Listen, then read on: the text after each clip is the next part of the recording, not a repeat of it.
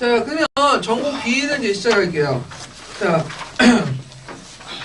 전공 B가 있는데, 자, 전공 B는 이제 그 1번 문제는 신간회와 관련된 부분이거든요.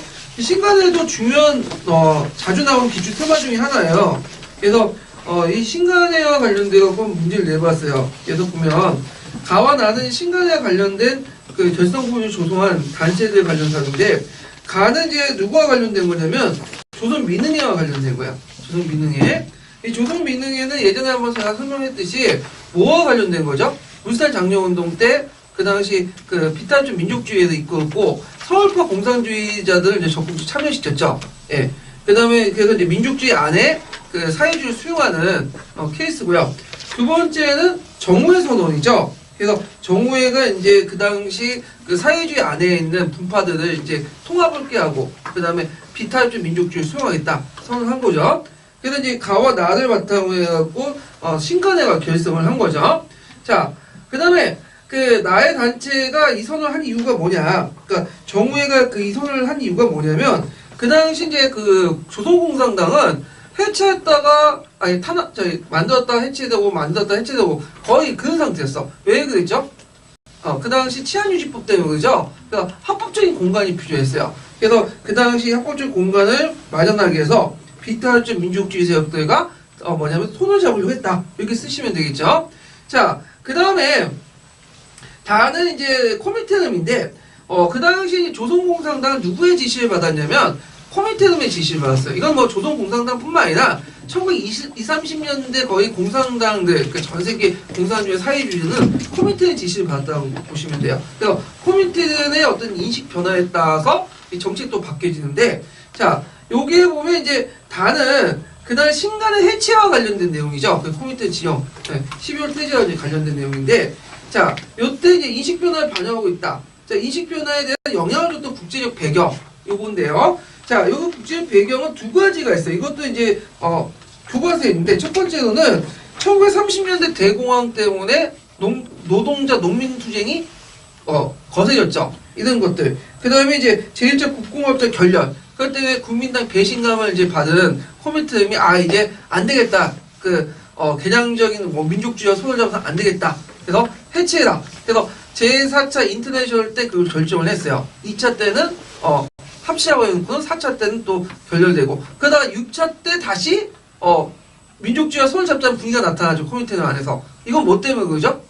그 당시 파시즘의 등장들, 나치즘이나 전체주의 등장 때문에 그런 거죠. 그래서 이거에 따라서 이제 신간회가 결성한 또 배경도 되고 또 해체 배경이 되죠. 이렇게 해서 코미테에 따라서 왔다 갔다 이제 좌우된다. 이렇게 이제 보시면 되겠죠.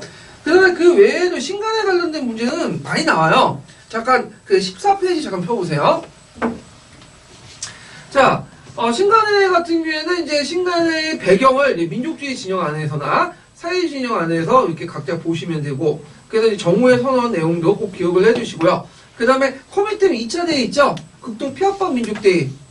그래갖고 이제 부유자 협력하여 제국주의 세력과 투쟁하자. 자, 이것은 그 우리나라뿐만 아니라 어디에도 중국에도 영향을 미쳐. 그래서 제1차 국공업자에 영향을 미치죠. 예. 그런 것도 이제 같이 보시면 되고.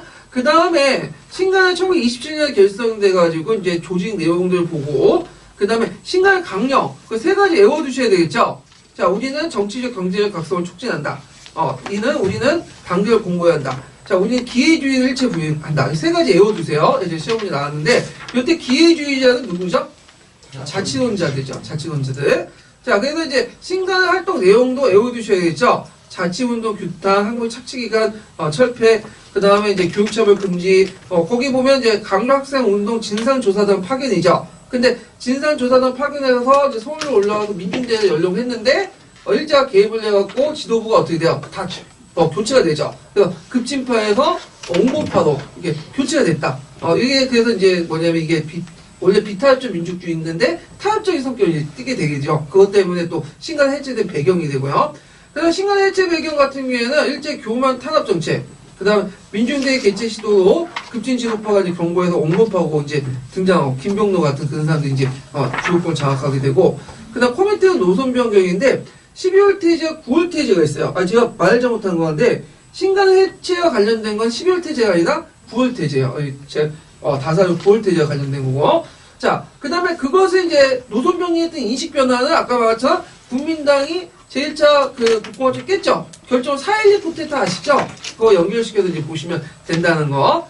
자, 그래서 이렇게 있고, 그 다음에 이제 신간의 그 해소의 투쟁 방향. 민족주의자는 개량주의가 되고, 친화되고요. 사회주의자는 적색 노동조합, 적색 농민조합 해갖고, 1920년대, 30년대 초반 보면, 갑자기 뭐예요? 노동조합, 노동쟁이나 그 농민쟁이가 막 일어나, 소작쟁이가.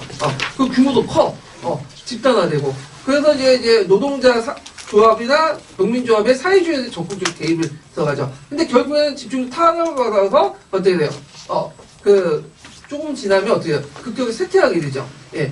그래서 이제 이때 왜 이렇게 사회주의자들이 적색 농민조합, 적색 노동조합 만들어서 가격과 투쟁을 했냐? 일종의 인정투쟁이야. 그래서 이런 것들 해갖고 공산당을 조선공산 다시 부활하고자 했지만 결국에는 안 됐죠. 실패하면서 이제 코미테가 어떤 지시를 해요? 너네는 이제 자체 안에서 공산당 못 만드니까 해외에 있는 공산당에 그냥 합류해라. 그래갖고 그다음 중국 공산당과 중국 공산당하고 일본 공산당 안에 한인 간부들이 많이 들어가. 한인 간부들이. 예. 그래서 이제 있는데 결국에는 조선공산당이 5차 조선공산당이 다시 부활된 거는 강복 후죠. 박헌영에 의해서. 그 전까지는 이제 뭐냐면 지하 지하 서클 중심으로 해가지고 검성 콩코놈이나 이런 서클 중심 지하 조직을 통해서만 간간히 이제 이어졌고요. 자, 그래서 예전에 시험 문제 나왔죠. 자, 사회주의 세력과 비탈주의 민족주의 세력이 최초로 결성한 민족단체다. 외워두세요. 쉽지만 나올 수가 있어요. 그래서 신간에도 나올 수 있는 테마 중에 하나니까 외워두시고 그 다음에 이제 2번을 볼게요. 자, 다음은 해방전국 시기 때 이제 국내 언론사가 보도한 내용인데 기획의 회의에 결정한 내용을 세 가지로 말해보고 이 신문의 5부 내용을 정리해 보시오. 그리고 이은은 이제 조선공산당 입장 변화 이유를 말해보고 이은을 둘러싼 그런 정치의 재평 구도를 쓰시오. 이게 신탁통치와 모스크바 삼상회의와 관련된 건데, 자, 신탁통치와 모스크바 삼상회의는 시험 문제 자주 나오는 부분이에요. 이것도요. 그러면 보충 페이지 잠깐 16페이지 펴보세요.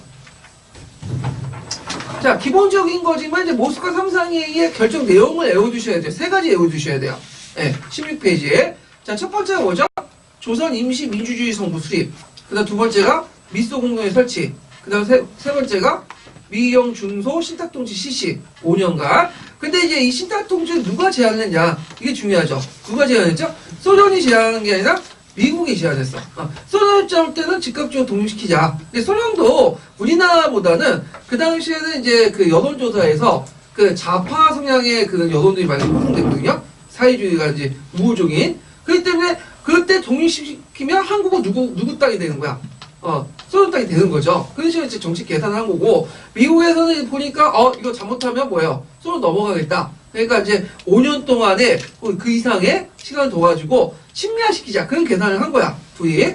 근데 이제 일단 제안은 미국이 제안을 했고, 그래서 옥신각신하다가 이제 5년 되는데, 이 5년도 딱 정해진 건 아니고, 나중에 임시정부가 수립되고 나서 결정할 수 있는 사안이야. 할 수도 있고 안 할 수도 있고. 그리고 여기에서 신탁통치가 주요 문제가 아니라 뭐가 중요한 거죠? 임시정부를 수립해서 한국을 독립시키는 게 목적이에요. 네, 이게. 근데 이게 이제 우리나라에 이제 전달할 때 어떻게 전달했냐? 이게 이제 동아일보에서 오보를 터뜨렸죠. 이게 이제 신문사 동아일보인데, 그 동아일보는 미국의 신문사의 이제 오보 내용을 그대로 뺏겨가지고, 지금도 자주 뺏기잖아요. 오보 내용을 뺏겨가지고는 어떤 식으로 신탁통치는 소련이 먼저 제시한 것처럼, 그 다음에 거기에 이제 모스크바 삼상회의의 결정의 주요 내용은 신탁통치가 주요 내용처럼 이렇게 이제 서술한 거죠. 보도한 거죠.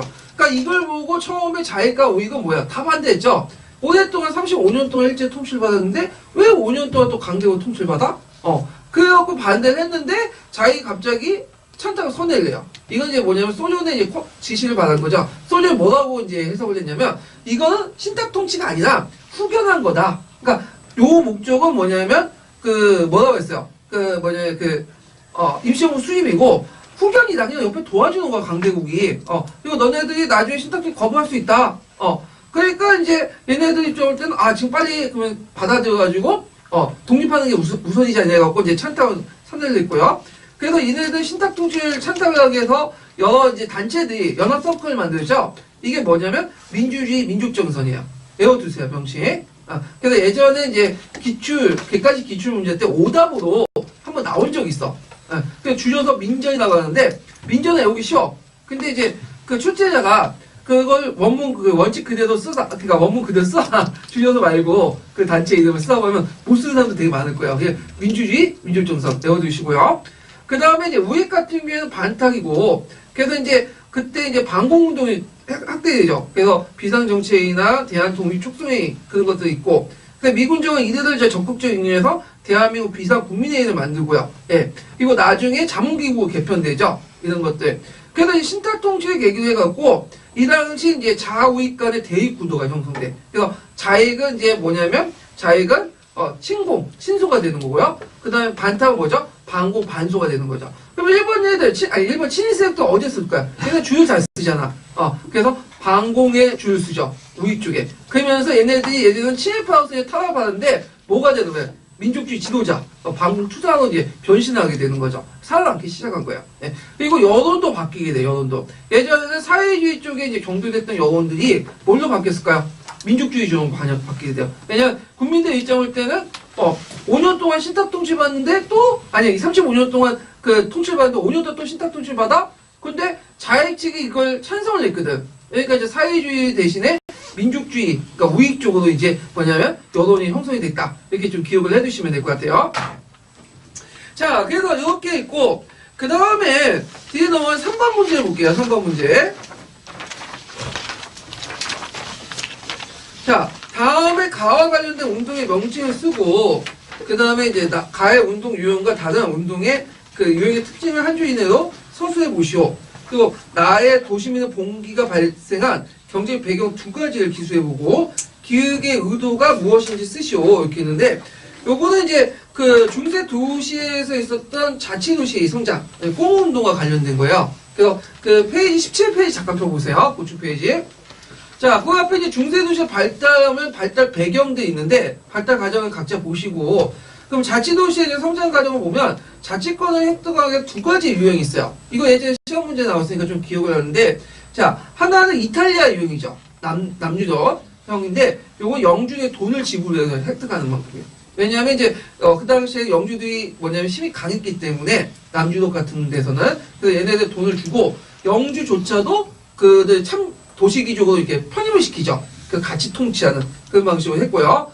그래서 이제 대표는 이탈리아 자치도시 국가고 그때 이탈리아 대표적인 동맹이 뭐죠? 롬바디아 동맹 이렇게 보시면 되고요. 독일 같은 경우가 다 독일 같은 경우에는 이제 북유럽 같은 경우에는 성직자들이 제후들이 많아. 근데 성직자 제후들은 자치 군사력이 별로 없거든요. 그러다 보니까 이제 상인들이나 시민들이 돈을 모아 군대에 사가지고 거기에 쿠데타를 일으키죠. 그 무력으로 탈취하는 방식으로 해가지고 했다. 그래서 이제 역사적 배경이 좀 다르다는 거죠. 자, 그 다음에 정치기구는 시참사회인데 이거 예전에 시험 문제 나왔죠. 시참사회 좀 기억을 해두시고 시민군도 자체적 보유하고 도시법도 제정하고 이렇게 있고요. 그래서 권리가 특권청을 문서하는데 특권청은 이제 뭐냐면 이것도 본권 문서죠. 일종의 본권적 권리를 이제 뭐냐면 문서화시켰다. 그래서 이제 도시 내부의 통치에 거의 완전한 권리를 행사를 했다. 이렇게 보시면 되고 그 다음 뒤에 넘어가서 자, 거기에 보면 이제 한계가 있어요. 네, 특권의 자유독점을 배타적 도시체로 형성했다. 그래서 요거는 개인적 자유가 주어진 거 아니라 도시 전체의 공동체 자유였고, 이건 배타적이었다. 그게 이제 대표적인 게 뭐죠? 길드 같은 조직들이죠. 그 다음에 거기에 이제 도시의 경제 발달을 되게 강조하는 파가 있어요. 유럽에서. 피레네아파야. 그래서 이 피레네아파의 의의가 이제 세 가지가 있거든요. 사용해서 개선해 있는 건데, 애워두세요. 예. 근데 물론 이제 그 중세 도시 발달에서 좀 비판도 있어요. 이거 오리엔탈리즘의 어떤 시각이다. 비판이 있는데 뭐 비판 안 나올 것 같아요. 요즘에 오리엔탈리즘은 좀 한번 가갖고. 예. 자, 그래서 이제 이렇게 있고, 그러면 관련된 문제를 풀어볼게요. 3번 잠깐 볼게요. 자, 거기에 보면 이제 가와 관련된 운동의 명칭을 써보고, 가의 운동 유형과 다른 운동 유형의 특징을 한 줄 이내에 서술해 보시오 있는데, 가는 거기 보니까 막 뭔지는 모르겠지만 무스턴, 캐넌 하니까 지역이 어디예요? 독일, 북독일 지역이죠. 네. 그러니까 얘네들의 운동은 이제 포 운동인데 그러면 북독일 운동과 다른 유형의 특징이라면 뭘 써야겠어요? 이탈리아, 남유형을 써야 되겠죠? 그래서 남유형의 특징, 그래서 봉건기족과 상공의 공존 및 연합을 했다. 거기에 뭐, 돈을 주고 샀다만 써도 돼요. 그냥 추락해서 이제 말을 한 거니까. 자, 그래서 이제 있고, 그 다음에, 나 같은 게 도심의 봉기인데, 그 당시 이제 그 중세 말기 때, 14세기죠. 거의 한 3,400년 뛰고 일어났는데, 도시민의 봉기가 일어났어.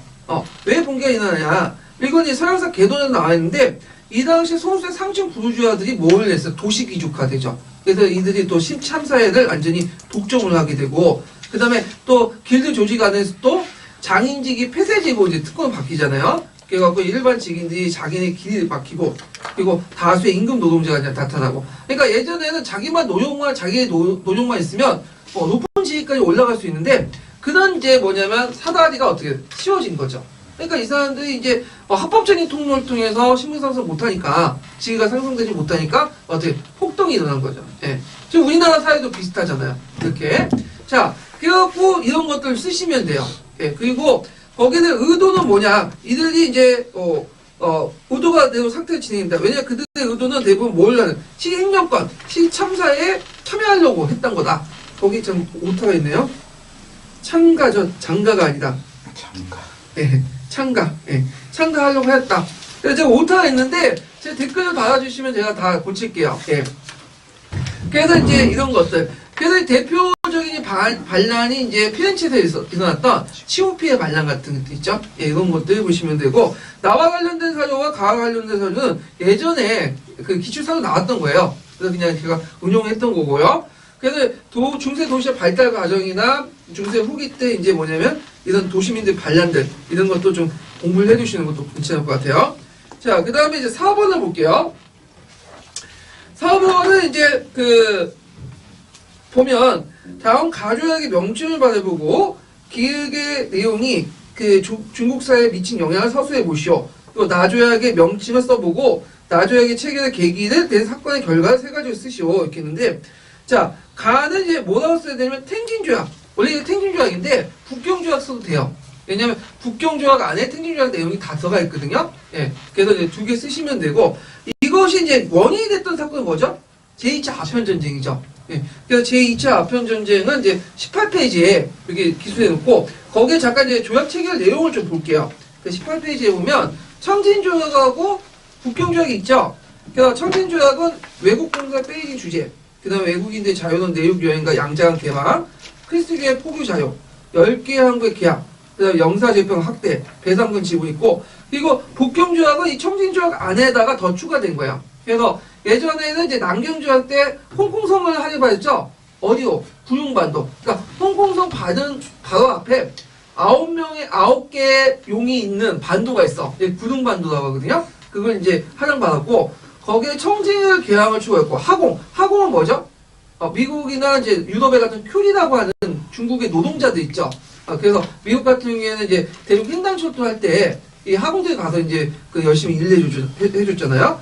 자, 그 다음에 요번에 이제 기업과 관련된 게 뭐냐면 조매권이에요. 그래서 카톨릭 교회당이 상황하고 교회당을 상황하고 토지 임대가 구매하고 교회에서 예전에는 이제 토지 임대하고 구매해서 교회를 건립하는 그런 걸 조매권이죠. 그러니까 이제 예전에는 외국인들이 토지를 임대하거나 구매할 수가 없었어요. 예. 그래갖고, 있는데, 이런 걸 이제 직접 할 수 있는 조매권을 줬다. 그러면서 이 조매권을 얻게 되면서 이제 어떻게 된 거죠? 교회가 확대돼. 그래서 예전에 뭐 계양장안에서 이제 정부 허가하에서 정부의 땅에서 와서 몇 개 선입했던 것 정도인데, 이제는 곳곳에 이제 만들어지니까 문제 생긴 거야. 그러면서 이제 그 당시 교회를 믿는 기독교 신자들이 등장하고, 지금도 뭐 기독교 신자 여러 가지 문제가 일어나잖아. 그 당시 정통사의 어떤 질서를 해체시키려고 해요. 왜냐면 그 당시 정통사의 질서는 누가 잡고 있죠? 함중 질서는? 신사들, 유교를 바탕으로 잡고 있었는데, 기독교 교인들을 중심으로 해서 이제 성도사들이 그 역할을 하려고 하니까 충돌이 일어날 수밖에 없는 거죠. 그래서 이제 곳곳에서 반기독교 운동이 일어나는데, 이걸 뭐라고 하냐면 교환이라고 해요. 교회와 관련된 안자는 사건이라는 뜻이거든요. 그래서 대표적인 교환이 천진교환이라든지, 그 다음에 제일 규모가 큰 게 위아더 사건도 일종 교환의 일종이죠. 그래서 이 교환과 관련된 내용은 그 항중이 있죠. 한국인을 위한 중국사 거기 있고 그 다음에 그 좀 자세히 알고 싶은 분은 강자 정도 이렇게 보시면 될 것 같아요. 예. 그래서 요거 내용들 그래서 이거 좀 보시면 되고요. 그래서 기획의 내용을 쓰려면 뭐가 쓰죠? 공동체 그 안에 이거 공동체 잠깐만요. 내의. 예? 내의 같아요. 내의 안에라고 훔치시면 안 돼요. 공동체 안에 예. 공동체 안에 교인과 비교인 사이에 갈등이 커지면서 양자 간의 충돌을 넘어서 반기독교 독자가 예. 반기독교 운동가 확산됐다. 예. 그래서 교환이 발생됐다. 뭐 이렇게 답을 구성하시면 되고요. 그 다음에 나는 요번에 이제 기출문제 있죠? 요번에 기출문제를 이제 따왔는데 요거는 뭐와 관련된 거죠? 신축조약, 베이징 의정서와 관련된 거죠. 그래서 이제 그걸 일으킨 사건의 결과, 의아당 운동의 결과를 보시면 돼요. 이거는 동영상 계속 잘 나와 있는데 첫 번째로는 청주의 통치에 타격을 피고 혁명운동의 입지를 강화시켰다. 이렇게 쓰시면 되고, 근데 중국인의 배운동을 경험한 열강은 중국 영토를 직접 지배하는 가본 책동을 단념하게 되었다. 가본은 뭐죠?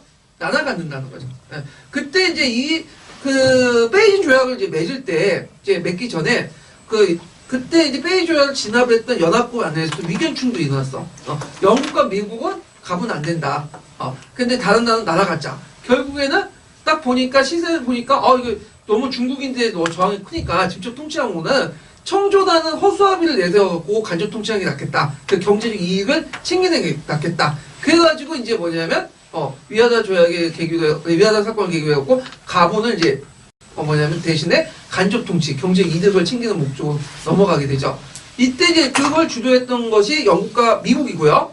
특히 미국 같은 경우에 이때 새롭게 수정된 뭘 공포하죠? 문호 개방 정책을 공포해요. 이건 뒤에 좀 얘기할 텐데, 예, 이런 내용들 좀 기억을 해두시면 되고, 자, 그 다음에, 여기 보면 이제, 아이온 조약하고 북경 조약이 있죠. 이건 따로 조약인데, 러시아는 이제 그 청진 조약과 북경 조약을 이제 뭐냐면, 주선한 대가로, 알선한 대가로, 아이온 조약 때, 그 당시 이제 홍련강 이북 지역을 떼주고, 그 다음에 북경 조약 때 연해주를 이제 하향받게 되죠. 예. 그래서, 요 내용들. 자, 그리고 이제 그 제2차 아편전쟁 이후에 세워진 외교 담당 업무 기관이 뭐죠? 총리 각국 통상사무하문, 총리하문이죠. 예. 총리하문은 언제 폐지되죠? 언제 폐지돼요? 예. 위헌한 사건 이후에 폐지되잖아요. 위헌한 사건. 예. 그래서 이렇게 좀 기억을 해주시면 될 것 같아요. 자, 그래서 있고, 그리고 이제 뒤에 넘어가서 5번은 이제 보죠, 5번. 5번은 거기 다음 가에 들어갈 말을 써보고 수나라 때 도움의 명칭을 말해보시오. 그리고 당나라 말기 때 이은이 붕괴된 배경을 서술해보고 당시 상업도시가 발달했던 배경을 기술해보시오. 이렇게 했는데, 자, 일단은 이 구획 때 뭘 쌓았다? 방을 쌓았다. 이건 뭐냐면 시방제 아시죠? 방리제. 그래서 수당시대 때 이제 도시는 되게 계획도시예요. 그래서 거기 보면 보통 이제 그러니까 시장을 개설된 곳이 딱 지정돼 있죠. 그래서 장안은 2군데, 낙양은 3군데, 동시서시 이렇게. 그 다음에 방이 있죠. 방에 따라서 이제 귀족별로, 이제 신분별로, 직업별로 이렇게 구성이 돼 있잖아요. 네. 그래서 이제 그 안에 니가 있죠. 이게 방리제라고 하는데 방제를 운영했어요. 예. 그래서 이렇게 해서 이제 구성이 되고 계획적으로 운영을 했다는 게 특징이고요. 그러면 여기에 이제 수나라 때 도움은 뭘까요? 이건 대흥성이에요. 대흥성. 장안이라고 쓰신 분인데 장안성, 대흥성은 좀 달라요. 아트란스 중국사를 보면 장안성에 약간 북쪽에 대흥성이 있어. 그러니까 위치는 비슷비슷한데 일종의 신도시 정도 이렇게 보시면 돼요. 예. 그래서 장안, 대흥, 함양, 당나라 때 장안과 또 한나라 때 장안 등 위치는 조금씩 다르다는 거예요. 근데 오늘날 서안 부분에 그냥 몰려 있어요. 네, 몰려 있고 그때마다 도시구역을 만들 때마다 이제 뭐냐면 조금씩 위치가 이제 바뀌었다. 그러니까 우리도 지금 보면 각 도시마다 신시가지가 있잖아. 그렇게 연상을 해보시면 돼요. 네, 그래서 대흥성 이렇게 쓰고 어떤 분은 댓글에다 장안성 쓰면 안 되냐? 제 생각 안 될 것 같아. 장안에 대응이라고 분명히 돼 있기 때문에. 자, 그 다음에, 당나라 말기 때, 니은이 붕괴된 그 배경을 서술해 보시오. 여기는 이제 거주지와 시장구역에 서로 이제 섞이지 않은 시방제 같은 거 있죠? 시제와 방제였는데, 붕괴된 건 왜 붕괴됐냐? 당나라 후기 때에 들어가면 그 초시들이 형성돼요. 그 초시 같은 경우에는 이제 그 자유롭게 시장이 형성된 어떤 그 마을의 그 장터거든요. 근데 그런 분위기가 어디까지 들어가냐면 도시도 들어와. 그러면서 시방제가 붕괴되기 시작해요. 그래서 송나라 동시 때는 방제가 없죠. 시제도 없고 자유롭게 뭐예요? 장사할 수 있고 이런 공간들이 만들어지게 되죠. 방제도 무너지게 되고. 그래서 이 초시와 관련된 내용들을 쓰시면 될 것 같아요. 초시와 관련된 내용들을 쓰시면 되고, 그 다음에 그 당나라 때 상업도시의 발달 배경. 보통 우리가 이제 당나라 하면 정치적 행정적 도시라고 생각하잖아요. 근데 이거는 송나라 때 도시와 비교해서 그런 거고, 상대적인 거고, 당나라 때도 그 전에보다 더 발달됐어. 우리가 송나라 때보다는 좀 발달하지 못했지만, 그래서 그 각 분야에 걸친 상업 생산의 증가와 자연이 이게 상품 교육이 촉진되면서 국내 시장의 발달 가져오고 상업적인 반성했다. 그래서 당나라 중후기 때의 어떤 경제 지표이 어디 넘어간다 보시면 돼요. 송나라 때 넘어가시면 돼요. 그래서 보통 이제 그 한중일 같은 데 보시면 거기에 당의 어떤 경제와 당송 경제를 같이 묶어 설명해요. 당송 경제의 농업혁명과 사업혁명을 같이 묶어 설명하거든요. 왜냐 송나라 때 상업혁명과 농업혁명이 송나라 때 갑자기 추진된 것이 아니라 뭐죠? 당나라 중기 때부터 이미 추진돼 있어. 도시도 갑자기 뭐 송나라 때 넘어간 게 아니라 당나라 말기 때부터 조금씩 변화돼 갖고 송나라 넘어간 거죠. 예. 그래서 우리가 보면 송나라 때는 정치적, 그 다음에 당나라 때는 정치적, 송나라 때는 경제적 이렇게 막 차이를 두잖아요. 그건 근데 이 차이점은 상대적인 것뿐이지 당나라 때 경제적 도시가 성장되지 않았다 이렇게 말하면 안 된다는 거죠. 예, 성장됐지만 송나라 때보다 비교해서 어떤 성격이 강하다는 거예요? 정치 성격이 강하다는 거예요. 이렇게 이제 이해를 해두셔야 돼요. 자, 그래서 제가 이제 거기에 몇 페이지야? 19페이지에 당송시대 도시는 이제 있는데 당송시대 도시 예전에 한번 시험 문제 나왔기 때문에 꼭 기억을 해두세요. 송나라 도시의 특징과 당나라 도시의 특징들 각각 기억을 해두시면 되고요. 그 다음에 이제 3인당 관련된 내용, 3인당. 그래서 이제 제가 이제 독일사를 많이 집어넣었어요. 독일 그 비스마르크부터 해서 19세기, 20세기가는데 왜냐면 최근에 이제 들어가는 교수님들이 말듣기로 젊은 교수님 많고 이분들이 되게 독일사를 많이 좋아한대요. 독일사를 전공하고 그래서 독일사를 많이 집어넣었어요. 예. 그래서 그 최근에 또 문제 보면 영국사는 프랑스사는 좀 심의하고 독일사 중심으로 나오잖아요. 그러니까 여러분들 막판 공부할 때 시간 안 될 때는 독일사 공부를 해두시는 게 좋을 것 같아요. 특히 독일 근현대사. 독일 고대사 볼 필요 없죠? 네. 독일 고대사도 있어요.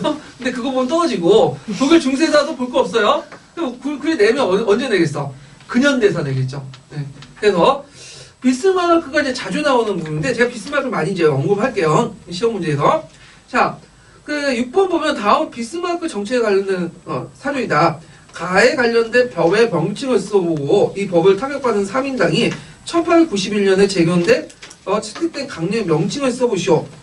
기획의 의미를 서술해보고 니은에 반영된 비스마르크 정치 판단을 기술해보시오. 이렇게 했는데 자 이거는 이제 가와 관련된 것은 뭐에 관련된 법일까요? 쉽죠? 반사회주의법이야. 반사회주의법. 그래서 반사회주의법의 주요 내용이 뭐냐? 그건 뭐냐면 3인당의 정치 진출을 금지시키는 거야. 3인당과 관련 단체들의 정치 진출을 금지시키고 다만 3인당 이름으로 들어가는 게 아니라 국회의원 때 3인당 개인이 그러니까 그 개인이 국회의원으로 갈 수는 있어도 뭐죠? 3인당 이름으로 해가지고 출마할 수 없어. 그러니까 개인이 무소속으로 해가지고 이제 국회에 들어갈 수 있어도 3인당 이름으로 정치에 들어갈 수 없다. 그런 내용이 이제 그 주요 내용인데 그래서 이제 그 반사회주의법을 이제 이렇게 있고 그때 이제 3인당 큰 타격을 받았지만 제거이 됐죠. 그래서 그때 이제 강령의 명칭을 써라. 이게 뭐냐면 에르푸르트 강령이에요. 네, 에르푸르트 강령. 그래갖고 그 마르크스 이름을 충실하고 계급주의를 강조하고 그 내용인데 요거를 좀 약간 수정해가지고 좀 더 뭐냐 의회 중심으로 만든 것이 뭐냐면 그 벨렌스타인이 이제 수정해갖고 뒤에 통과된 고타 강령이 있어. 고타 강령. 예. 수정주의의 고타 강령이 있거든요. 여기는 안 나와있지만 고타 강령이 유명해요. 그래서 이 고타 강령을 보고 마르크스가 열받아가지고 그 쓴 유명한 책이 있죠. 고타 강령의 비판. 그 책이 있거든요. 예. 자, 그래서 베르슈타의 수정주의도 좀 기억을 해두세요. 그러니까 수정주의라는 것은 이제 계급투쟁보다는 뭐죠? 점진적인 실현을 강조하는 그건 거죠. 그래서 있고, 오늘날 3인당의 반향이야. 지금 3인당 있죠, 독일에? 그러면 독일 그 3인당, 독일 노동계의 이념이 가격한 이유가 뭐냐? 이게 이제 서양사 개론의 한 3가지로 있거든요. 이것도 좀 외워두세요. 독일 부르주아들은 영국과 프랑스와 달리 민주주의 개혁과 시민의 자유 도입이 실패했어. 반권위주의죠. 그러니까 영국과 프랑스 같은 경우는 말을 하면 좀 들어줘. 근데 독일의 그 지배 집단들은 안 들어줘. 그러니까 어떻게 돼? 강경 투쟁이죠. 그러니까 의회 안에서 합리적으로 토론하는 것보다는 밖에 나가서 으쌰으쌰하고 단식 투쟁하고 하룻병 던지고 그런 거죠. 그래 지금은 우리나라 정치 구조가 그렇죠. 우리나라 정치 구조는 그 의회에서 뭐 제대로 해결이 안 되니까 어디에서 해결하려고 거기 나가서 뭐냐면 시위하고 가격 시위하고 할 수밖에 없는 그런 구조가 되겠는데 이거 독일도 마찬가지야. 그 다음에 독일 같은 두 번째 뭐냐면 가부장적 복지수당 강구. 그게 이제 어디에 나와 있냐면 나와 나 비스마르크가 한 연설 중에 하는데 비스마르크가 뭐라고 생각하냐 이 가부장적인 어떤 입장에서 불쌍한 노동자들 위해서 복지 정책을 한다. 근데 이거는 말뿐이고 실제로 뭐 때문에 그런 거죠? 사회주의 세력을 막기 위해서 그런 것들 냈죠. 복지 정책을. 이런 것들. 그 다음에 노동자의 충성심을 강요하고 노동조합 인정하지 않고. 그러니까 경제적이나 뭐 이런 혜택은 좀 주더라도 그 노동자들 정치적 발언에 이런 거 못하게 막아버리니까. 네. 이런 것들을. 그래서 이제 비스마르크가 그때 그런 것들을 뭐라고 얘기하냐? 국가사회주의라고 했어요. 국가사회주의. 국가사회주의라는 말은 나중에 또 누가 얘기하죠? 히틀러가 얘기했잖아. 그러니까 히틀러가 갑자기 주장한 게 아니라 예전부터 그 산업화하는 과정에서 있는 권위주의 체제 안에서 나왔던 사고방식이에요. 이런 것들이. 자, 그 다음에 이제 독일 지금 반권위적, 계급적 성격이 강해서 그 당시 그 토지귀족과 대부여자가 지배해서 국가가 지배계급의 이익을 대변했다. 그래서 그게 공산당 선언에 나와 있죠. 공산당 선언에 국가를 어떻게 정해요? 부르주아의 집행위원회. 그럼 왜 그런 생각을 갖게 됐냐? 그건 독일이란 국가 자체가, 정부라는 자체가, 국가라는 자체가 모든 계층의 이익을 대변하는 게 아니라 어떤 계층의 이익을 대변했기 때문에, 특권 귀족들의 이익을 대변했기 때문에 그런 발상이 나온 거죠. 그러니까 독일에 이제 나온 상황에서 이제 나온 건데, 자, 이거 3가지 외워두세요. 예, 물어볼 수가 있어. 예, 그래서 그 유명한 그 어떤 자주 들어가는 분 있죠. 대독일주의인가? 그분은 이제 그 들어가실 때 뭐 3인당을 낸다고 이제 한 소문이 있더라고요. 또 들어가면 그렇게 낼 수도 있어요. 3인당 부분을. 자, 한계를 보면 상계급제. 그 다음에 이 사람들이 이제 3인당 1등이지만 상계급제 때문에 최대 정량이지만 실제 권력을 행사할 수 없어. 최대로 진출해도 3분의 1만 뭐냐면 얻을 수 있죠. 그러니까 3분의 1인 다른 정당들이, 보수 정당들이나 중도 정당들이 연합 정권을 구성해갖고 계속 정권을 장악하기 때문에 3인당이 정권을 장악한 것이 어렵다. 이런 구조적 한계가 있다는 거죠. 자, 그래서 이제 이런 내용도 이제 좀 기억을 해두시고, 그 다음에 그 나와 이제 다시 문제 들어와서 6번의 나에서 기획 이 법안을 요구하는 것보다 훨씬 더 많은 범민과 번역자와 노인을 위해 일을 해야 한다고 생각한다. 그리고 유구한 그리스도교 정신을 증명해야 된다. 여기인데 비스마르크가 이걸 말할 때는 포괄적인 이유고 실제 정치적인 판단은 뭘까요? 정치적 판단. 정치적 판단은 사회주의 세력들을 막기 위한 거죠. 사회주의 세력들을. 네. 그래서 이제 복지 정책을 그 당시 추구했던 나라가 영국이나 그 다음에 독일인데 영국 같은 게 자유주의 개혁에 의해서 이제 추진했죠. 네. 근데 독일 같은 경우는 국가사회주의 입장에서 추진, 방향이 달라요, 완전히. 근데 결과적으로 어떻게든 간에 이득은 받긴 봤어, 노동자들이. 근데 노동자들은, 그렇다고 해서 뭐 중도 보수 정당을 찍지 않고 열심히 뭐죠? 3인당을 찍어. 지금은 이제 일본 계속 찍는 것처럼 계속 찍어. 이것도 간성이 붙어갖고. 자, 하여튼, 이런 내용들 좀 기억을 해두시면 될 것 같아요. 그러니까 비스마르크의 그 외교 정책도 많이 나올 수 있지만, 국내 정책도 예전에 한번 시험문이 나왔기 때문에, 이런 것들, 국내 정책과 3인당의 동향, 이런 것도 이제 같이 기억을 해두시면 좀 좋을 것 같고요. 그 다음에 이제, 거기에 잠깐, 언급되지 않은 게 뭐냐면, 사회민주주의죠. 네. 그래서 사회민주주의는 이제 폭력과 혁명 대신에 의회 정치를 통해서 점진적인 방향으로 그 사회주의 실천하고 했던 경향이 사회민주주의다. 그래서 독일의 사회민주주의 그런 경향을 이제 제시했던 사람이 누구다? 밸류스타이고 그 대표적인 강령이 뭐다? 고타 강령이다. 이렇게 좀 기억을 해두시면 되겠죠. 자, 그 다음에 이제 2번인데 2번은 이제 오랜만에 반해사 관련된 문제를 좀 내봤어요. 예. 그래서 이제 이건 좀 쉬울 거예요. 이거는요. 자, 그때 그 왕 장군을 보내서 그 뭐냐면 당의 등족을 공격했던 왕이 누구죠? 다 무왕이죠. 무왕. 예, 무왕 쓰시면 되고 그 다음에 이제 배경은 당나라 발해 배후에 있었던 누구와 손을 맺으려고 했죠? 흑수 말가라고 이제 공수동맹을 맺으니까 발해가 이제 흑수 말가를 흑수 말가이 아니라 흑수 말가를 공격하면서 당도 같이 공격했다. 이렇게 이제 쓰시면 되겠죠. 자, 그 다음에 이제 영토적 이익은 여러분도 알다시피 이걸 계기로 해서 대동강 이남의 폐광지 일대를 장악을 당하고부터 이제 인정받았죠. 일대의 장악을. 요 말은 이제 어디에 나왔냐면 처음에 이제 김춘추가 당 태종 만날 때 만약에 이제 상국을 통일하면 어디 땅을 이제 인정받기로 했냐면 대동강 이남 땅을 인정받기로 했어요. 거기에 이제 어디 나와 있냐면 답선인기서에 나와 있거든요. 예. 근데 이제 이후에는 인정 안 해준 거죠. 당나라가. 근데 그래갖고 이제 싸웠는데 그때 이제 발해가 중간에 끼어 있잖아. 그러니까 실제로 대동강 이남 땅, 팔강진일 때는 당나라 영역도 아니야. 그러니까 당나라가 어차피 신라가 가진 땅이니까 그냥 추인해준다. 이렇게 이제 인정해주시면 되죠. 예, 인정하면 되죠. 자, 그리고 있고 그 다음에 여기에도 이제 있고 그래서 발에서도 나올 것 같긴 한데 그래서 한번 냈어요. 제가. 자, 7번 문제 보죠. 7번. 7번은 역경 관련된 문제인데 개념화 가정을 이제 냈어요. 개념화 가정을. 그래서 이제 요것도 어디야 처음 본 거라고 하면 좀 문제가 있죠. 요거는 이제 어디나 12년 기출문제인가 거기에서 2차 문제에서 따온 건데 부분적으로 따온 거예요. 그래서 1차시, 2차시, 3차시가 3차시 혁명이라는 개념을 이제 학습을 하고 1단계, 2단계 했는데 여기에서 이제 파란 책에 보면 개념화 가정이 나와. 개념화. 그래서 이 개념화 가정을 이제 21페이지에 잠깐 펴보시면 개념화 가정의 단계가 있어요. 이거 외워두셔야 돼요. 자, 첫 번째, 기근, 이렇게 좀 쳐놓으세요. 기근이 빠졌네. 예. 그러니까 역사적 사건이나 사회적 문제 제기를 하고, 거기에 함유된 개념의 잠재적 의미를 창출하고요. 그 다음에 의미가 속성에 이제 뒷받침한 사례를 조사하죠. 그래서 그걸 속성을 확인하고, 그 다음에 의미를 명확히 해서 유사하거나 새로운 사례에 해당 개념을 정의한 의미를 재검토하고, 이런 것들 이제 쓰시면 되겠죠. 그래서 구체 예를 여기 다 적어놨어요.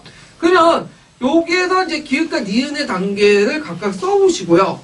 답안은 이제 거기 있죠. 기획에서는 의미를 뒷받침할 수 있는 사례를 조사하고 니은은 유사하거나네요. 유사하거나 못하네요. 새로운 사례에 해당 개념을 적용하고 의미를 재검토하고요. 그 다음에 이제 역사학습 호령은 뭐냐? 개념의 속성을 기술하고 속성의 관계를 발견하여 사례들의 공통된 요소를 분류할 수 있다. 개념을 새로운 사례에 적용해 기존 속성의 의미를 확인하고 수정함으로써 개념을 보다 명확히 한다. 그래서 1단계, 2단계, 3단계 있는 내용을 그냥 갖고 내용을 알면 자연스럽게 이제 서술될 수 있는 부분이고요. 그 다음에 여기 수업의 목적. 그러면 이 수업은 지금 무슨 수업이죠? 개념 수업이죠. 그럼 개념 수업의 목적은 개념의 정의 자체를 하는 거야? 아니죠. 이 개념 형성을 통해 역사 이해를 통해 이해하고 탐구 능력이 기르니까 개념은 수단이고 그걸 통해서 역사 이해와 탐구 능력이 확대되는 게 있죠. 그러니까 요거는 파란책 내용이 있어요. 네, 파란책 잘 보면 그 내용이 있어요. 그 다음에 여기에서 혁명이라는 것은 이제 사회학적 개념이잖아요. 그런 개념들을 역사 수업을 돌 때 어떤 요인점이 있나 이것도 녹색지에 있는데 최근에 제가 이제 경향이 분리관이나 뭐라고 했죠? 융합이라고 했죠. 그러니까 이제 통합사회라는 개념에서 이제 생각을 해봤고 이제 접근해갖고 이제 냈는데 그래서 요 관련된 내용이 녹색책에 있어요. 녹색책에 한 2가지가 있는데 자, 각 시대의 사회구조 및 성격, 사회변동의 요인들을 설명하는 데 유용하다. 현대사회의 문제를 파악하는 데 도움을 주는 사회학 개념으로는 그 속성상 역사의 전이가 가능하며 역사학습을 통해 현재를 이해하는 데 유용한 도구다. 한 3가지 되네요. 예, 그러니까 외워두세요. 예. 그래갖고 단점은 당연히 기본적으로 외워두셔야 되고 장점도 최근에 이제 나올 수 있으니까 암기해두세요. 요번에 그런 융합적 경향을 제일 대변할 수 있는 부분이 뭐죠? 논술에 나왔죠? 탐구학습. 오랫동안 잊혀졌다가 갑자기 튀어나왔잖아요. 탐구학습. 자, 그래서 이렇게 있고 그 다음에 이제 보너스 문제를 보죠. 네. 3번은 뭐와 관련된 거냐? 뉴턴과 과학혁명과 관련된 거예요. 예. 그래서 그 뉴턴과 관련된 과학혁명인데, 자, 일단 뉴턴의 쓴 책, 유명한 책이 있죠? 뭐죠? 프랭키피아, 외워두세요. 프랭키피아 외워두시면 되고, 자, 여기에서 뉴턴의 힘의 원인은 이제 그 보이는 곳에 보이지 않는 그 의미죠. 근본적인 의미. 이걸 이제 뉴턴은 뭐라고 했냐면 신의 의미라고 했어. 신의 의미, 신의 의지. 근데 이때 신이라는 의미는 신은 뭘까요? 뉴턴은 신을 뭘로 봤죠? 제1의 원칙 그거 안 봤죠? 뭐죠? 인격신으로 봤어. 인격신. 그러니까 뉴턴도 기계론적 세계관을 가지고 있지만 기계론적 세계관을 가지고 있는 사람들이 공통이 뭐예요? 이신론자죠. 이신론자. 이신론은 그 신을 인격화된 신으로 보는 게 아니라 뭘로 봐요? 제1의 원칙 원리로 봐요. 원리 원칙을 보는데 이 사람은 인격신으로 보는 거야. 하여튼 자 그래서 이제 있고 그 다음에 이제 여기 쓰면 되고요. 뉴턴이 생각한 우주관, 세계관 이거는 뭘로 써야 되겠죠? 기계론적인 세계관, 우주관 쓰시면 되죠. 그래서 요거 좀 기억을 해주시면 되고 그래서 신은 일단 우주단 기계를 만들어 놓은 다음에 다시 개입할 수 없으며 그 자신조차도 따라할 법이 있다. 그래서 신은 우주의 제1의 원리, 원인 내지 1원리다. 이렇게 이제 생각하는데, 이거 문제를 좀 고쳐야 되겠네. 뉴턴이 생각하는 그 우주관이 아니라, 그 당시 그 과학자들의 우주관 이렇게 쓰면 되겠네요. 예. 그래야지 맞는 것 같아요. 왜냐면, 그 뉴턴의 우주관은 좀 다르죠. 기계론적 세계관이라, 거기에다 인격신적인 어떤 내용이 있죠. 그래서, 신이 만들어졌지만, 신이 또 개입을 할 수 있잖아. 그러니까, 요거는 좀, 고치시고, 그 당시, 과학자들이 생각하는 우주관, 이렇게 쓰시면 되겠죠? 세계관. 문제 좀 수정해 주시고요. 그 다음에, 과학혁명의 영향을 두 가지로 기수해보죠. 자, 과학혁명 영향 부분은 외워두세요, 꼭. 이게 이제, 있는데, 일단 이제 교과서에 있어요, 이게. 자, 첫 번째로는 실험과 관찰을 중시하며 합리적 생각을 존중하게 할 수 있다. 그 다음에 두 번째는 천체를 비롯한 자연계의 일정한 법칙에 따라서 운동하고 복잡한 거대한 기계로 생각했다. 신의 섭리로 여겨졌던 자연상을 인간의 이성을 통제할 수 있게 믿게 되고 이건 자연뿐만 아니라 인간과 사회에서 적용되죠. 그러면서 나왔던 세계관이 나왔던 그 사상이 뭐죠? 계몽주의예요. 계몽주의, 사회계약론이나 이렇게 해서 세 가지 꼭 외워주세요. 이거 과학혁명. 예. 자, 그래서 이제 있고 그 다음에 이제 8번 문제 볼게요. 8번. 자, 8번은 이제 그 기획에 입각한 내용 조직 원리를 명시해 쓰고 이은의 이제 이론을 내용 선제 기준 3일 경우에 발생할 수 있는 문제점을 두 가지 서술해 보시고 그리고 디귿의 입장에서 나에 들어갈 내용을 말해보고 쭉 하려면 생각하는 이유를 세 가지 기수해 보시오. 그리고 주장하는 각 교과의 영향의 인식 원리를 세 가지 서술해보고 자료 C에 읽고 나서 자료 A에 가에 들어갈 학습 방법의 명칭과 가를 주장하는 사람들이 기를 비판하고 너무 많죠 문제가. 예. 이때 문제를 만들 때는 뭐냐면 사인펜을 형광펜을 칠하고나서 공부하려고 했죠. 그래서 몇 개를 지금 물어보고 있는지 뭘 주로 물어보고 있는지 이걸 항상 염두에 두고 이제 답안을 구성해야 되는데 자 일단은 첫 번째 보면 자 기억 입각한 내용의 조직 원리 명칭 요거는 예전에 02년 기출 문제 예문을 그냥 따갖고 된다는 건데 기억에 입각한 내용 조직 원칙의 원리의 명칭이 뭐죠? 이거는 환경학대법이죠. 환경학대법. 그래갖고 이제 지역학대 접근법이라고 하죠. 학생들에게 경험할 수 있는 구체의 사실을 더 쉽게 학습하고 경험과 거리가 추상적인 문제일수록 배우기 어렵다. 환경학대법이고 자 그 다음에 니은의 문제점 발달심리학을 내용성적인 기준을 삼을 경우에 발생하는 문제점이죠. 요거는 이제 내용성적에 보면 크게 세 가지가 있죠. 학문적 원리, 학술적 원리, 그 다음에 뭐죠? 사회적 원리, 사회민족적인 어떤 민족사회적 원리, 원리들인데 학습적 원리에 들어가는 학습 원리도 크게 두 가지가 있죠. 첫 번째 뭐예요? 발달 심리학, 삐아제의 발달 단계론 반영된 거고 두 번째 뭐죠? 학생 흥미나 이런 것들 반영된 거죠. 예, 첫 번째 경우인데 이걸 너무 이제 강조할 경우에는 어떤 문제점이 있냐? 이거는 녹색책에 있어요. 녹색책에.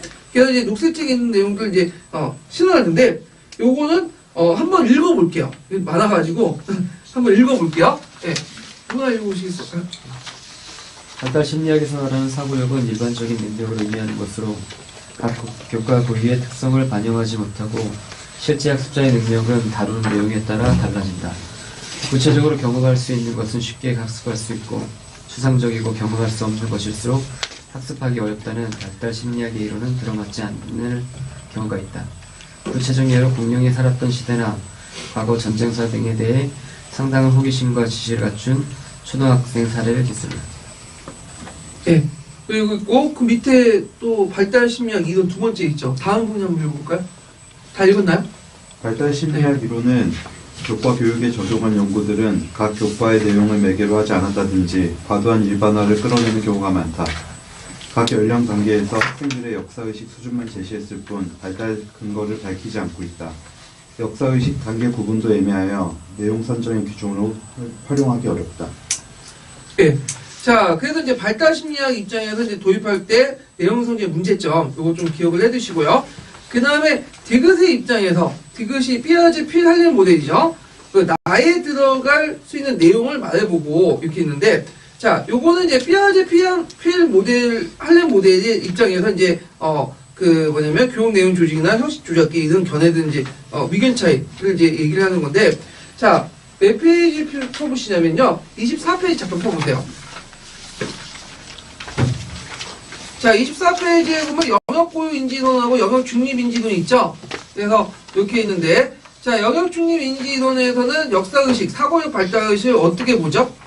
연령에 따른 인지구조 발달, 이렇게 보고, 근데 영역고유인지론에서는 역사교육 내용과 구조, 원리의 대소, 얼마나 많이 하느냐, 이렇게 보고 있고, 그래서 영역중립인지론에서 역사의식은 시민적 역사의식과 관련되어 있고요. 그 다음에 여기 영역고유인지의 역사의식은 사회적 역사의식과 관련되어 있다. 이렇게 보시면 되고, 자, 적절한 교육 시기는 언제죠? 중고등학교 가서 영역적 사고죠. 네. 그 다음에 그 영역고유인지론은 가르침 방법만 달리하면 모든 시기에 다 적용할 수 있다는 거고, 자, 교육 내용 조직은 발달 단계의 내용에 따라 조직되고요. 그 다음에 영역고유인지는 학문의 계열성, 학문의 구조 조직에 따라 조직되고요. 인지론은 영역고유인지는 구성주의, 근데 영역고유인지론은 중립이론은 구성주의, 고유인지는 내러티브. 근데 이 구성주의는 피아제 이론과 관련돼 있지만 또 뭐죠? 영역고유인지론하고 또 받아들이는 거죠. 이거는 좀 나중에 구성주의 관련된 문제 할 때 좀 더 얘기를 하고요. 그 다음 교육과정 같은 경우에는 여기에 나오는 교육 내용 조직 이렇게 있는데, 여기 보면 이제 이게 좀 잘못됐네요. 그 교육과정 내용 조직이 이렇게 있는데, 하여튼 발달 단계에 따라서 이제 조직을 한다. 나에 들어가면 되죠. 발달 단계 조직. 그래서 발달 단계 조직은 뭐와 관련된 거냐? 요거는 이제 발달 단계 내용 조직은 그 당시에 아동 스스로가 습득해가는 능력이나 개념의 개혁을 말하는 거예요. 예, 요거 이렇게 좀 쓰시면 돼요. 이게 이제 어디에 있냐면 파란 책에 있어요. 파란 책에. 발달 단계 내용 조직. 교육 과정은 연결돼 있죠. 교육 내용 조직하고 연결돼 있으니까 발달 교육 과정. 예. 그래갖고 이제 연령 발달 단계 자율성 습득 인지 능력인데, 요것도 뭐 교육 내용 조직에서 써도 돼요. 비슷비슷한 개념이니까요. 예, 교육 과정과 교육 내용 조직하고 연결돼 있고, 그다음 학습 큐리큘럼도 마찬가지로 이것도 뭐죠? 학생 계열성 학문의 구조 조직한 거고. 그러니까 두 개가 연결돼 있어요. 교육 내용 조직, 교육 과정 부분이. 예. 자, 그다음 계열성인데, 그 영역중립인지의 계열성은 심리적 계열성, 환경학대법이고, 나선형 교육과정도 이제 부유 나선형 교육과정 여기에 속해요. 근데 부유 나선형 교육과정 영역 중립인지 이론에 속하지만 또 영역 고유인지 이론 측면도 같이 있거든요. 네, 두 개가 혼합되어 있다 이렇게 보시면 돼요. 근데 파란 책에서는 나선형 교육과정 대부분이 영역 중립인지 이론을 이렇게 배치시켜 놨으니까 그렇게 외워두시면 돼요. 교육학에서 뭐 다르게 설명할 수 있지만, 예. 자, 그래서 이제 이렇게 해서 이제 한번 봤고, 그 다음에 이제 역사적 사고 미을을 이제 보면, 잠깐 또 어디 보면 미을이 있고, 미을이 이제 뭐냐면 다른 교과가 늦게 나타나는 거. 그러니까 이제 연령 지체가 왜 일어나냐? 그것이 이제 뭐냐 남색책에 있거든요. 그래서 남색책에 있는데 남색책이 한 3-4가지 쭉 있고 거기 자세한 설명도 있어요. 그래서 저는 좀 앞부분만 머리 부분만 이제 발췌를 했는데 자세한 부분 남색책에 323페이지, 325페이지에 있으니까 읽어보세요. 그래서 요거 그냥 암기해 두시고 자세한 이해 부분은 거기에서 찾아갖고 내용 찾아갖고 읽어보시면 좋을 것 같아요. 그래서 이제 역사적 사고의 대상이 뭐 과거에서 직접 경험할 수 없고 또한 과거는 증거를 기반으로 재생될 것이어서 학습에 어려운 과제이기 때문이다. 그 역사 사건에는 시간 개념이 포함되어 있을 수 있기 때문에 다른 교과로 늘릴 수밖에 없다. 그 역사 학습에 관련된 증거는 성인의 활동이기 때문에 성인의 활동 같은 게 성인이 이제 그 이해할 수 있는 그 능력이 있잖아요. 이해할 수 있는 거. 근데 아동들 입장에서 성인 활동도 이해할 수 없는 부분이 있죠. 네. 그렇기 때문에 이제 좀 느리다, 지체됐다 이렇게 주장을 하고 있고요. 그 다음에 그 리을 주장, 영역 고인준의 인식 그 원리 이거는 파란 책에 있죠. 사고는 일직선적인 단계에 따라 순서대로 일어나는 일련의 인지균형의 전략으로 구성되어 있지 않다. 이 말은 무슨 의미죠? 사고는 피아제의 이론처럼 연령 발달 단계, 뭐 감각동작기, 그 다음에 전조작기, 구체조작기, 형식조작기처럼 이게 일정한 일련의 단계로 구성되어 있지 않다는 거예요. 이런 것들. 두 번째는 사고 기능과 전략은 학습 내용의 독립적인 게 아니라 뭐죠? 같이 밀접하게 관련되어 있어요. 그래갖고 예를 들어 과학 같은 경우에는 뭘 강조해요? 어떤 형식적 논리적 사고력을 강조하죠. 근데 이제 이에 반해서 이제 그 역사 같은 게 구체적인 어떤 능력들을 강조하고 사고력을. 자, 그래서 각각의 내용과 연결되어 있고요. 그 다음에 동일한 발달 단계 학생들이 학습까지 관계없이 비슷한 인지활동 수행하는 주장을 비판한다. 전혀 맞지가 않죠. 왜냐하면 동일한 연령대도 어떤 학생은 뛰어난 학생이 있는 반면 어떤 학생들은 전혀 지금 기초도 모르는 학생이 있어. 이거는 단순히 나이만 많이 먹었다고 해서 연령 많이 먹었다고 해서 그 학습 능력이 뛰어나냐? 그게 아니다는 거죠. 예, 이거는 학습 내용이 얼마나 많이 아느냐? 그게 이제 중요하다는 거죠. 그래서 요거 세 가지 원래 꼭 기억을 해두세요. 파란책에 있는 내용이니까. 자, 그 다음에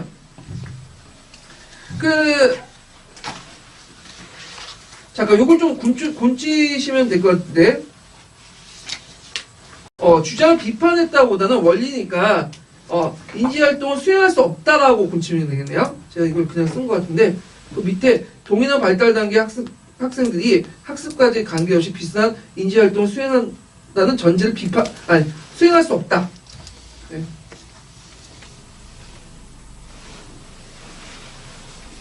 발달 단계 그러니까 동일한 발달 단계 학생들이 학습까지 관계없이 비슷한 인지활동을 수행할 수 없다고. 좀 말이 좀 이상한데 동일한 발달 단계 학생이라도 각각 뭐냐면 학습까지 관계이기 때문에 동일한 발달 단계 학생들도 뭐냐면 인지활동을 다룰 수 있다 이렇게 쓰는 게 맞겠네요. 네, 인지활동을 다룰 수 있다. 세 가지인데 인지활동은 다룰 수 있다. 그래서 동일한 발달 단계 학생들이라도 인지활동을 다룰 수 있다. 그래야지 이제 세 가지 원칙 쓰면 될 것 같아요. 예. 그리고 요 자세한 내용은 파란 책에 있어요. 파란 책에. 그래서 252페이지 파란 책에 있으니까 읽어보시고요. 그 다음에 그 자료 C를 읽고 나서 자료 가에 들어갈 뭐냐면 교수학습 방법의 명칭을 말해보고 가를 주장하는 사람의 입장에서 기읒을 비판해 보시오 이렇게 했는데 자. 요게 가로 구성됐다. 그러니까 영역 고인지론자나 학생들이 가장 먼저 학습하는 걸 구체적으로 적용할 수 있는 문제가 아니라 가로 구성되어 있는 이야기 견해도 견해는 구중의 하나이다. 견해도 구중의 하나이다. 했는데 일단 가는 이제 시를 가지고 이제 유추해 볼 수 있는데 자, 이 고조기 때 누구와 누구의 대립을 이제 얘기하는 거죠? 건문세족하고 신진사대부 대립이죠. 근데 건문세족이라는 개념도 학계에서 의견이 많아. 건문하고 또 세족도 구분해야 된다는 의견도 있고 그 다음에 세족도 그 내용을 보면 신진사대부가 많이 겹치고 사대부의 명칭도 문제가 있다. 그리고 충무왕과 충무 이전과 이후에 그 신진사대부가 너무 내용이 다르다. 그래서 당당 많단 말이에요. 여러 가지 견해가 있는데 근데 교과서 통론에서 뭐라고 설명했냐? 신진사부가 그 건문세족 대립을 해갖고 결국에 누가 이겨? 신진사대부가 이겨가지고 급진파 신진사대부가 그 다음 이성계가 손을 잡고 조선을 세우고 행복하게 끝났다. 뭐 이런 식으로 기술하잖아요. 그거는 너무 복잡하게 설명할 경우에는 처음 접근하는 사람들이 너무 어려워해. 그러니까 단순하게 뭐냐 성과 용기와 비겁함 해가지고 이양 대립적으로 이렇게 했다. 그러니까 여기 들어갈 말은 뭐죠? 이양 대립적인 말이죠. 그래서 이양 대립적인 개념을 통해서 어떠한 개념이든 뭐죠? 어떠한 연령대든 모두 가르칠 수 있다. 그래서 이게 비판 내용을 쓰면 뭐라고 써있어요? 가르치는 교과 자체의 논리 중시하며 절저한 교수 기술만 마련된다면 아동에게 언제 어떤 개념도 가르칠 수 있다. 그래서 이제 예전에 시험 문제 나왔던 것이 어떤 거죠? 거기 고조선의 당군 신화죠.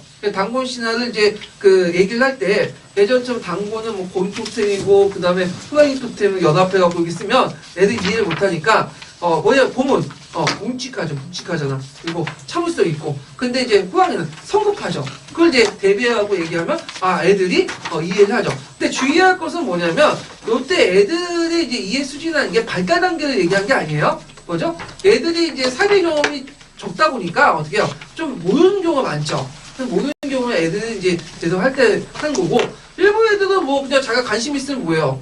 더 그거보다 더 알 수 있죠. 그러면 그런 애들은 꼭 이양 대비적인 게 아니라 우리가 고등학교 수준이나 대학교 수준을 가르칠 수 있는 거죠. 거꾸로 성인들도 한국사를 잘 모르면 어떤 식으로 가르치는 게 효율적이에요? 이양 대비적 방식으로 도식화시켜서 가르치는 게 효율적이죠. 예, 이런 것들. 그래서 오늘날 스타 강사들, 그 스타 강사들 뭘 잘해서, 그걸 많이 알아서 뜬 게 아니라, 뭐죠? 도식화를 잘 시켜가지고 뜬 거죠. 예. 그래서, 그런 이양 대비적 내용도 이제 쓰시면 되고, 그에 대한 입장에서, 이제, 이간의 이양 대비적 입장에서, 그 당시 그 기흑을 비판하는 게, 그죠? 환경학대법. 자, 그러면, 마지막으로 좀 볼 게 뭐냐면,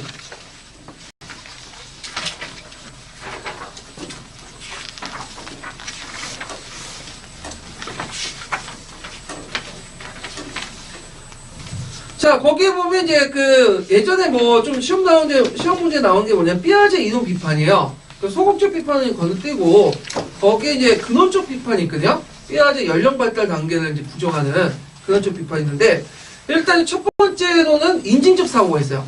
보수에. 그 인진적 사고가 예전에 기출문에 나왔어요. 두 번 정도. 그래서 인진적 사고는 나중에 제가 문제를 또 만들었어요. 그래서 그걸 이제 좀 살펴보기도 하고, 그 다음에 그 두 번째는 이제 할렘 연구 방법에 문제가 있다. 그래서 할렘은 학생들과 학교의 학습과 거의 관련 없는 짧은 역사 서술 문장을 서술하고 질문의 타당성에서 방법론상 오류가 있다. 그래서 예를 들어서 IQ가 높은 사람 머리가 크다. 그래갖고 전제해놓고 머리가 큰 사람을 해갖고 그 머리 치수해갖고 IQ를 했어요. 이게 뭐가 문제야? 신뢰성에 전혀 문제가 없죠. 뭐가 없죠? 타당성이 없는 거죠. 이런 것들. 그래서 이런 것들 이제 학습 목표에 맞춰서 그 방법이 타당하지 못하다 이렇게 주장한 거고요.